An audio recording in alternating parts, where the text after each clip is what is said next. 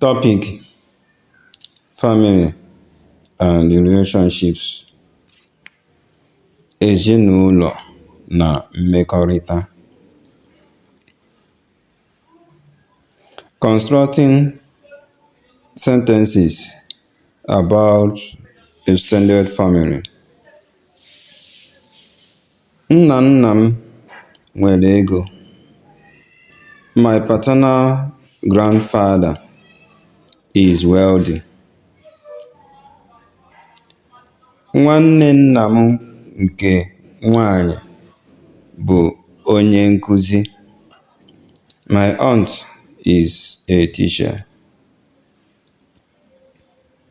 Di m na-arụ ọrụ n'ụlọ akwụkwọ. My husband works in a school. Agara m ikwunne.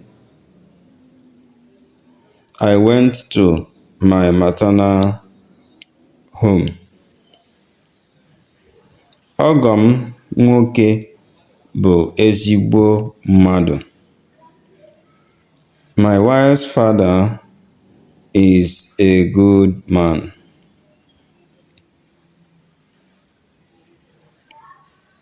Assignment. Ihe omume. Write a short paragraph in Igbo about your family members and their roles.